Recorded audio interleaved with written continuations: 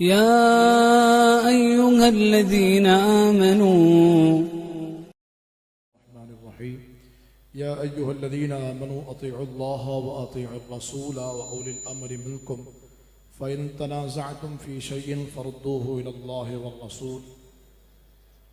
اللہ رب العالمین نے اپنے خوبصورت خطاب میں ایک مرتبہ پھر ہم آپ کو رب کا وہ کلام سنا رہے ہیں جس میں اللہ تعالیٰ ایمان والوں کو خطاب فرما رہا ہے، اور اب کی بار اللہ تعالیٰ نے من حیث المجموع تمام تر احکامات کو ماننے کے لیے ایک خوبصورت ضابطہ عطا فرمایا۔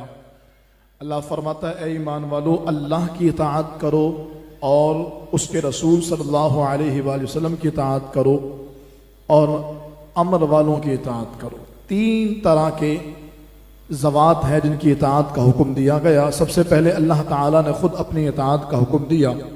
اللہ کی اطاعت کیا ہے؟ قرآن کہتا ہے وَمَا يَنطِقُ عَنِ الْهَوَىٰ إِنْ هُوَ إِلَّا وَحْيٌ يُوحَىٰ۔ یہ محبوب صلی اللہ علیہ وآلہ وسلم اپنے پاس سے کچھ نہیں کہتے، یہ تمہیں انہی پیغام کا، انہی باتوں کا بتاتے ہیں جو اللہ تعالیٰ ان کی طرف وحی فرماتا ہے۔ یعنی یوں کہہ لیجئے کہ جو رسول اللہ صلی اللہ علیہ وآلہ وسلم کی اطاعت ہے یہی اللہ تعالیٰ کی اطاعت ہے۔ خود قرآن کہتا ہے مَن يُطِعِ الرَّسُولَ فَقَدْ أَطَاعَ اللَّهَ، جس نے رسول اللہ صلی اللہ علیہ وآلہ وسلم کی اطاعت کی اس نے اللہ رب العالمین کی اطاعت کی۔ اور ایک مقام پہ اللہ فرماتا ہے اِن كُنتُمْ تُحِبُّونَ اللَّهَ فَاتَّبِعُونِي يُحْبِبْكُمُ اللَّهُ وَيَغْفِرْ لَكُمْ ذُنُوبَكُمْ۔ اگر تم اللہ سے محبت کا دعویٰ کرتے ہو، اگر تم یہ کہتے ہو کہ تمہیں رب سے پیار ہے، وہی لوگ جن کے بارے میں قرآن کہتا ہے وَالَّذِينَ آمَنُوا اشد حبا للہ، وہ جو اپنے رب کو ٹوٹ کر چاہتے ہیں۔ اگر تمہارا، ہمارا، ہم سب کا یہ دعویٰ ہے کہ ہم رب سے پیار کرتے ہیں، اللہ فرماتا ہے اس پیار کی دلیل یہ ہوگی کہ تم رسول اللہ صلی اللہ علیہ وسلم کی اتباع کرو۔ تو گویا اطیعوا اللہ و اطیعوا الرسول یہ دونوں ایک ہی ہے کہ اللہ کی اطاعت گویا مصطفیٰ کی اطاعت ہے اور مصطفیٰ کی اطاعت گویا کہ اللہ کی اطاعت ہے۔ رسول اللہ صلی اللہ علیہ وآلہ وسلم کی اطاعت سے مراد کیا ہے؟ آقا دو عالم علیہ السلام جتنے احکامات لے کر آئے، قرآن، حدیث اور جتنی تعلیمات اسلامیہ ہیں، وہ تمام کے تمام احکامات کو من و عن ماننا، کسی طرح کا چوں چرا نہ کرنا، کسی طرح کی کوئی بھی اپنی طرف سے رائے پیش نہ کرنا، یہ رسول اللہ صلی اللہ علیہ وسلم کی اطاعت ہے۔ جناب ماں سیدہ عائشہ صدیقہ رضی اللہ تعالیٰ عنہ کا خوبصورت انداز، ایک مرتبہ بارگاہ مصطفیٰ میں حاضر ہو کے عرض کرتی ہیں یا رسول اللہ، جیسے مجھے دنیا میں آپ کی رفاقت اور آپ کی معیت اور آپ کی زوجیت کا شرف ملا ہے، آقا میں چاہتی ہوں کہ قیامت میں اور آخرت میں بھی مجھے یہی اعزاز حاصل رہے، کوئی عمل بتائیے جو میں کروں۔ پیارے آقا علیہ السلام نے فرمایا اے عائشہ، آج جو ہے وہ ہے، کل کے لیے کچھ بچا کر نہ رکھو۔ آج جو تمہارے پاس ہے اسے استعمال کر لو، باقی تقسیم کر دو، کل کے لیے کچھ بچا کر نہ رکھو۔ راوی کہتے ہیں اس کے بعد ماں سیدہ عائشہ صدیقہ رضی اللہ تعالیٰ عنہ کی زندگی کا جو آخری دن تھا، اس دن بھی رات میں کیا کھایا جائے گا ماں سیدہ عائشہ صدیقہ کے پاس موجود نہیں تھا۔ یعنی حضور علیہ السلام کی اطاعت کا اتنا جذبہ۔ اور اگر آج ہم اس فرمان علی کے اعتبار سے اپنے آپ کو دیکھیں، ہم اپنے آپ کو قرآن کی اس عدالت میں پیش کریں جس میں اللہ فرماتا ہے اطیعوا اللہ و اطیعوا الرسول، اللہ اور اس کے رسول صلی اللہ علیہ وآلہ وسلم کی اطاعت کرو، تو آج ہم کس جگہ پر کھڑے ہیں؟ دعوے محبت رسول، دعوے عشق رسول، محبت رسول میں نعرے، حضور کے بارے میں جب بات آئے تو بلند و بانگ دعوے، یہ ہمارا انداز تو ضرور ہے، لیکن اگر عملی میدان میں اطاعت مصطفیٰ صلی اللہ علیہ وآلہ وسلم کی بات کریں تو ہم کہاں کھڑے ہیں؟ ایک چھوٹی سی جھلک آپ کے سامنے، اور ہر ایک اپنا محاسبہ خود کرے۔ سرکار دو عالم صلی اللہ علیہ وآلہ وسلم کے ایک صحابی ہیں جناب عبداللہ ابن ام مکتوم رضی اللہ تعالی عنہما۔ یہ صحابی رسول نابینا ہیں، پیارے آقا صلی اللہ تعالی علیہ وآلہ وسلم کے دربار میں آئے تو جناب ام سلمہ رضی اللہ تعالی عنہ جو ام المؤمنین ہے وہ سامنے آ گئی۔ جب عبداللہ ابن ام مکتوم چلے گئے تو میرے محبوب علیہ السلام نے فرمایا ام سلمہ تم جانتی نہیں کہ وہ مرد آیا تھا، تم نے پردہ کیوں نہیں کیا؟ عرض گزار ہوئی یا رسول اللہ وہ تو نابینا تھے، تو ان کے سامنے پردے کی حاجت کیا؟ تو حضور کا فرمان، میرے محبوب نے فرمایا وہ نابینا تھا، تم نابینا تو نہیں ہے۔ پردے کا حکم مرد اور عورت دونوں کے لیے ہے۔ آج ہم نے اسی حکم کو صرف لے لیں کہ اطیعوا الرسول پر ہم کتنے عمل پیرا ہے، پامال کر کے رکھ دیا ہم نے۔ حیا کی چادر کو تار تار کر دیا ہم نے. میں کس زاویے سے کلام کروں, میں کس جہت سے گفتگو کروں؟ میں ان لوگوں کو بولوں جو موٹر سائیکل پر اپنی بیویوں کو بے پردہ گھماتے ہیں؟ میں ان کو کہوں کہ جو گھر میں خود موجود ہوتے ہیں اور اپنی بیویوں کو باہر آنے والے لوگوں سے ڈیل کرنے, بات کرنے, گفتگو کرنے کے لیے آگے کر دیتے ہیں؟ یا میں اس زاویے سے کلام کروں کہ کل تک بالکونیوں میں ہمارے ٹیرس پر جو کپڑے سکھائے جاتے تھے وہ مردوں کے ہوتے تھے, اور پھر ہوا یہ کہ اب یہ کپڑے عورتوں کے ہوئے, اور اب وہ خاص کپڑے کہ جو حیا یقیناً جس کو مانے ہوتی ہے سامنے لانے میں اور حیا جس کو روک رہی ہوتی ہے, آج وہ کپڑے سرے راہ یوں لگے ہوتے ہیں اور کسی کو خیال نہیں آتا کہ میرے محبوب علیہ الصلوۃ والسلام نے کس قدر تاکیدی حکم پردے کا اور حیا کا دیا ہے. ایک مقام پہ رسول اللہ صلی اللہ علیہ وسلم فرماتے ہیں اذا لم تستحی فاصنع ما شئت, جب تجھ سے حیا چلی جائے پھر جو چاہے کر. تو پردہ اور حیا یہ دونوں ایک دوسرے کو لازم و ملزوم ہے. صرف اطیع الرسول میں اس پیرامیٹر پہ ہم اپنے آپ کو چیک کریں کہ ہم کس جگہ پر کھڑے ہیں. ہمارا معاشرہ اس قدر تباہی و بربادی کا شکار ہو گیا کہ پردہ عورت کے لیے کتنا ضروری ہے, مردوں کے لیے کتنا ضروری ہے. وہ مرد جس کو پردہ لازم ہے کہ ناف سے لے کر گھٹنے تک کہیں سے اس کا چھپا ہونا چاہیے, وہ یوں ہی شارٹس پہن کر کے گلیوں میں گھوم رہا ہوگا. آج ایک عام فیشن بن گیا ہے, آج ایک رواج بن گیا ہے شارٹس پہن کر کے جانا, گھٹنے کھلے ہیں, تھائی نظر آ رہی ہے, کوئی پوچھنے والا نہیں ہے, کسی کو حیا تک نہیں ہے, خیال تک نہیں ہے. اور دعویٰ یہ کہ غلامی رسول میں موت بھی قبول ہے. رفع حاجت سے نکلے تو باہر ہی اپنے زاربند کو باندھتے ہوئے نکل گئے. کچھ لوگ شلوار کو اتنا اٹھا کر کے نکلے کہ ان کا جو سطر عورت تھا وہ دکھ رہا ہے. پیارے آقا علیہ الصلوۃ والسلام نے جہاں عورتوں کو پردے کا حکم دیا وہیں مردوں کے لیے بھی ویسے ہی حکم ہے جو رسول اللہ صلی اللہ علیہ وسلم نے بیان فرمایا. پھر آپ دیکھیں ہماری ذہنی پسماندگی کیا ہے. یہ چھوٹی سی بات ہے لیکن غور طلب ہے. ہماری ذہنی پسماندگی کا عالم یہ ہے کہ اب ہمارے اسکولز میں جو بچوں کے یونیفارم ہوتے ہیں آپ دیکھیں اس میں جو لڑکوں کے یونیفارم ہوتے ہیں وہ کمپلیٹ ہوتے ہیں, شرٹ پینٹ اور دیگر چیزیں مکمل, اور جو لڑکیوں کا یونیفارم ہوتا ہے اس میں اسکرٹ پہنا دیا, اس نے نیچے کی ٹانگیں کھل گئی, اس میں گھٹنا کھل گیا. چھوٹی بچی ہے یار, ابھی عمر کیا ہوئی ہے, یہ بلا وجہ میں پابندی لگا. یہی چھوٹی بچی کل کو امت کی ماں بنے گی, یہی چھوٹی بچی پورے کا پورا معاشرہ سنبھالے گی. آج تربیت نہیں ہوگی تو کل نتیجہ وہی ہوگا جو آج ہمارے سامنے ہے. گھروں کی عورتوں کو دیکھیے, مردوں کے بٹن یہاں تک ہیں اور عورتوں کا گربان اتنا بڑا ہے کہ اللہ نہ کرے جھکے تو وہ کیا چیز ہوتی ہے کہ کوئی بھی حیادار بندہ برداشت نہیں کر سکتا. نہیں بھائی ہے, نہیں باپ ہے, نہیں میرے رشتہ دار ہے, ارے قریب اپنے گھر کا بچہ ہے. شریعت کا حکم سب پر مقدم ہے. ان کنتم تحبون اللہ, اگر دعویٰ ہے خدا کی محبت کا, اگر دعویٰ ہے اللہ سے پیار کا, فاتبعونی, تو جیسا حضور نے کہا ویسا کرو, جیسا مصطفیٰ نے فرمایا صلی اللہ علیہ وآلہ وسلم ویسا کرو. یہ ہے اطاعت مصطفیٰ. پھر اس طور پر ہم اپنے آپ کو دیکھتے چلے جائیں کہ ہم حضور کی اطاعت میں کہاں کھڑے ہیں, اطاعت رسول کا جذبہ ہمارے اندر کتنا اور کس درجے کا ہے. پھر اگلے حصے پر چلیں, وقت نہیں ہے ورنہ اس پر مزید اور گفتگو ہو سکتی تھی. اللہ فرماتا اولی الامر منکم, اس پر مفسرین نے بڑا کلام کیا. بعض علماء فرماتے ہیں اس سے مراد خلفائے راشدین ہیں, اس سے مراد ائمہ مجتہدین ہیں, اس سے مراد علماء اور فقہاء ہیں کہ ان کی اتباع کرو. بعض یہ کہتے ہیں اس سے مراد حکمران ہے. اگر تو اس سے مراد حکمران ہے تو پھر یہ یاد رکھیے کہ رسول اللہ صلی اللہ علیہ وسلم نے فرمایا کہ خالق کی نافرمانی میں مخلوق کی اطاعت نہیں ہے.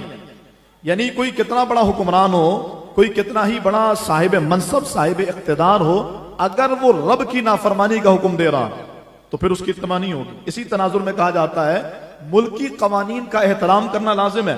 جیسے ہمارے یہاں سگنلز ہوتے ہیں, لوگ اس کو توڑ کر کے چلے جاتے ہیں, ٹریفک پولیس نہیں ہے چلو نکل جاؤ. سگنلز ہوں یا دیگر ملکی قوانین ہوں, ان کا احترام لازم ہے ہر ایک پر, لیکن وہ قانون جو شریعت سے متصادم ہو, جو دین کے خلاف ہو, جو اسلام کے خلاف, ان قوانین کا احترام یا ان کی پاسداری ضروری نہیں ہے.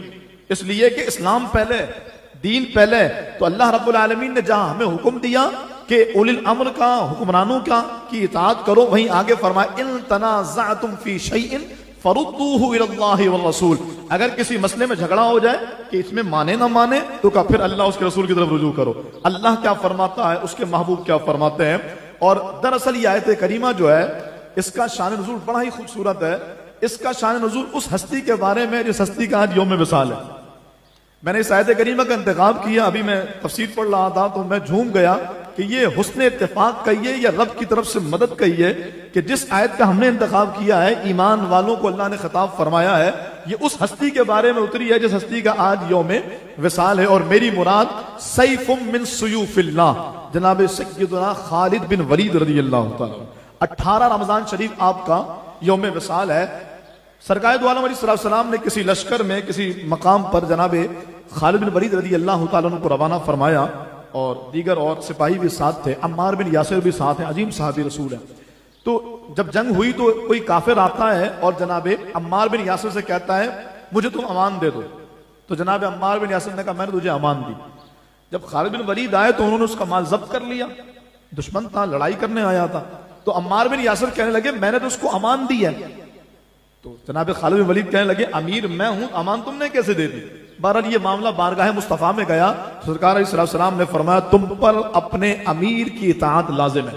اور پھر دنیا نے دیکھا کہ جناب خالد بن ولید جن کے حق میں یہ آیت کریمہ اتری اطیعوا اللہ و اطیعوا الرسول و اولی الامر منکم، وہ خود امیر کی اطاعت میں کس قدر زیادہ پابند رہے، میں اس کے متعلق عرض کرتا ہوں، لیکن اس سے پہلے میں آپ کو بتاؤں یہ کون ہے۔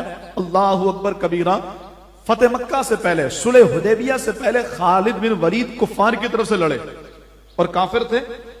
احد کی جنگ میں جو مسلمانوں کو نقصان پہنچا ہے، اس نقصان کا سارے کی ساری جو ذمہ داری ہے وہ جناب خالد بن ولید کی ہے، کیونکہ آپ جنگی حکمت عملی سے بڑی بہترین طریقے سے واقف تھے۔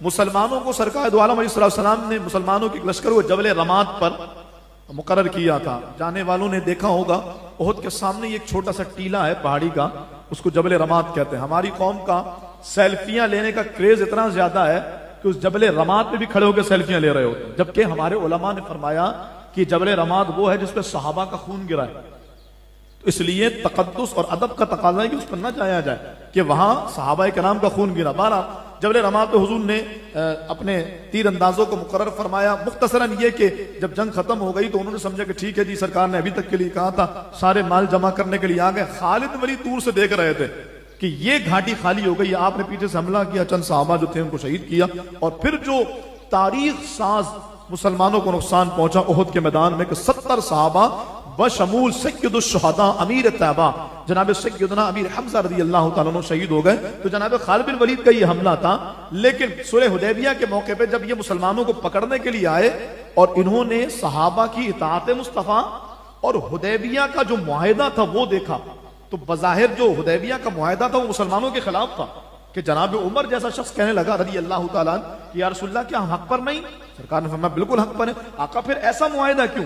سرکار علیہ السلام نے فرمایا اللہ اور اس کے رسول نے یہی فیصلہ فرمایا، تو پھر دنیا نے دیکھا کہ وہ معاہدہ مسلمانوں کے حق میں ہوا۔ لیکن جناب خالد بن ولید کی فراست یہ تھی، انہوں نے وہ معاہدہ دیکھا اور سرکار کی سیاست اور آقا کی حکمت دیکھی، اسی وقت مسلمان ہو گئے، اور فتح مکہ کے موقع، فتح مکہ سے پہلے اپنے اسلام کا اعلان کیا، ساری زندگی جنگوں میں گزری، یہ حادثاتی طور پہ امیر بنے۔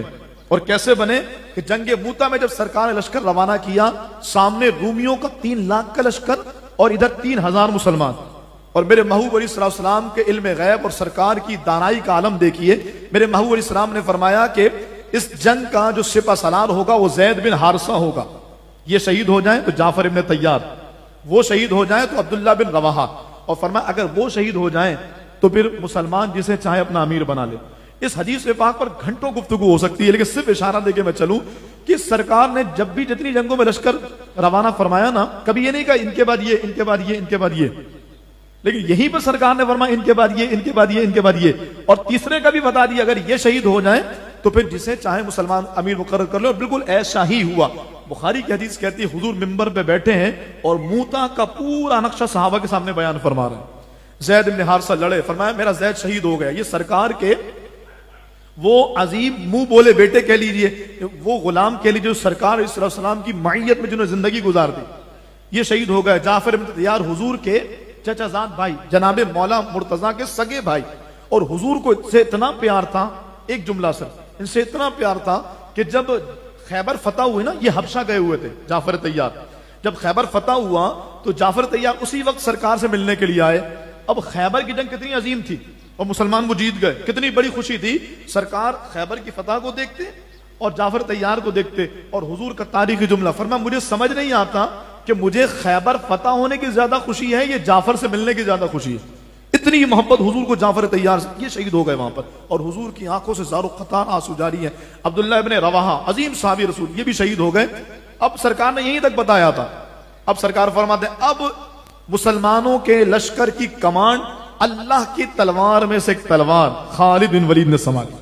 بالکل جوان تھے, سنبھالی, اور 3000 کے لشکر کو 3 لاکھ کی فوج کے درمیان سے ایسے نکالا کہ کافر دانت پیستے رہ گئے. اللہ تعالیٰ نے عظیم الشان فتح سے ہمکنار فرمایا. کبھی موتا کو تفصیل سے بیان کریں گے تو خالد بن ولید کی جنگی حکمت عملی ہوگی. آپ عظیم صحابی تھے, لیکن اطاعت امیر کیسی تھی؟ آپ جس جنگ میں گئے اس جنگ میں فتح یاب ہوئے. سرکار نے فرمایا یہ اللہ کی تلوار ہے. جناب خالد بن ولید زار و قطار رونے لگے. کہ حضور آپ کو اتنا بڑا تمغہ ملا, خطاب ملا, آپ اللہ کی تلوار, آپ رو رہے ہیں. فرمایا اس کے پیچھے کا منظر تو دیکھو.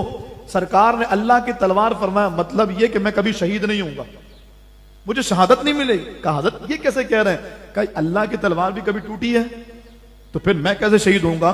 آپ رونے لگے اس خطاب کو سن کر کے. بہرحال اطاعت امیر کا جذبہ اتنا زیادہ تھا کہ جب جناب فاروق اعظم کے زمانے میں یہ خبر پھیلی کہ مسلمان جنگ جیتتے ہی خالد بن ولید کی وجہ کریں, جس جنگ میں خالد بن ولید ہوں مسلمان وہ جنگ جیتتے ہیں. کوئی بدن کا ایک حصہ ایسا نہیں تھا جناب خالد کا جو آپ کا زخموں اور تیروں سے زخمی نہ ہوا.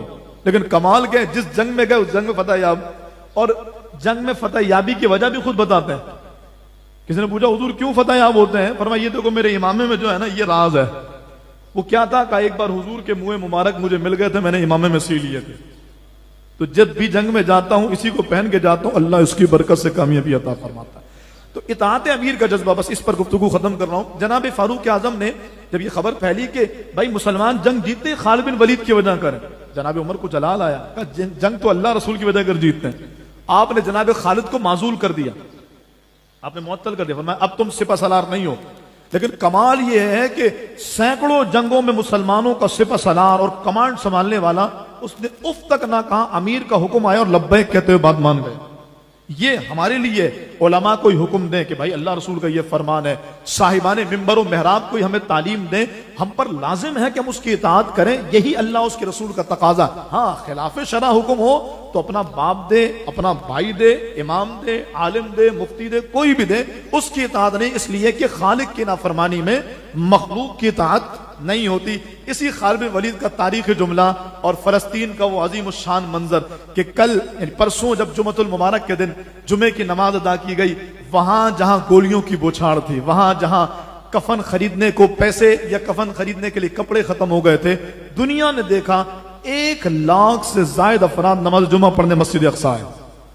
کیوں آئے؟ خالد بن ولید کا جملہ سنیے. آپ فرماتے دنیا کے بزدلوں کو یہ پیغام دے دو, اگر خالد کی موت میدان جنگ میں ہوتی, اگر اس نے شہید ہونا ہوتا تو بستر مرگ پہ نہیں مرتا. کیا مطلب, کیا پیغام دے دو؟ فرمایا گھر کے کونے میں بھی رہو گے نا, جہاں آنی ہے وہیں آئے گی. اس لیے موت کے خوف سے دین کے لیے نکلنا, اللہ رسول کے لیے کوشش کرنا, میدان جہاد میں اپنی جان اور اپنا مال پیش کر دینا کا یہ سعادت ہے, کیونکہ جہاں لکھی ہے آئے گی تو وہیں. دیکھو جیسے خالد ہزاروں جنگ میں گیا لیکن موت بستر پہ لکھی تو بستر پہ آئی ہے. دنیا کے بزدلوں کو پیغام دے دو کہ اگر موت بستر مرگ پر لکھی ہوتی ہے تو میدان جنگ میں جانے کے باوجود آتی وہیں پر. اللہ پاک جناب خالد بن ولید کی برکت پہ کروڑوں رحمتیں نازل فرمائے. آج کے دن کے لیے اصالہ ثواب کیجیے گا. 2 جملے اور گفتگو ختم کر رہا ہوں. ایک تو یہ ہے کہ ہماری طاق اور جفت راتوں کی محفلیں انشاءاللہ, طاق راتوں میں صلاۃ تسبیح بھی ہوگی, اس کے بعد محفل ہوگی, درس قرآن ہوگا, ذکر و دعا ہوگی, اور عام راتوں میں یعنی جفت راتوں میں بھی درس قرآن ہوگا, ذکر و دعا, نعت خوانی اور دیگر اہتمام. سحری کا اہتمام بھی ہے. ہماری خواتین کے لیے بھی اہتمام ہوگا. آپ تمام کو دعوت ہے, ضرور شرکت کیجئے گا, اپنے محارم کو بھی لے کر کے آئیے گا. اور دوسرا اعلان یہ ہے کہ جو ہم آج 18واں روزہ ہے, اگر آپ کے 18 سپارے ہو گئے ہیں تو میں آپ کو مبارکباد دیتا ہوں, اور اگر نہیں ہوئے تو جلدی کیجئے. کم از کم اس رمضان ایک قرآن تو ختم ہونا چاہیے. جن کے زیادہ ہوئے اللہ انہیں برکتیں دے, ان کے لیے یقیناً ان کی قبروں کو روشن کرنے کا اہتمام ہو گیا. لیکن اگر ایک قرآن بھی ختم نہیں ہوا, ابھی بھی کچھ نہیں گیا, اگر کسی نے ابھی بھی شروع نہیں کیا نا, تو روزانہ اگر وہ 2-2.25 سپارے کرتا ہے انشاءاللہ تو رمضان تک وہ مکمل ہونے کے قریب پہنچ جائے گا. اللہ تعالی ہم سب کو ماہ رمضان کی برکتیں دے, جاتے ہوئے رمضان کی خیرات دے, خالد بن ولید کا صدقہ دے، ان کی مرقد پہ رحمتیں نازل فرمائے، ان کے صدقے ہماری ساری دعاؤں پر رحمت کی نظر فرمائے، آمین بجاہ النبی الامین وما علیہ الا البلاغ۔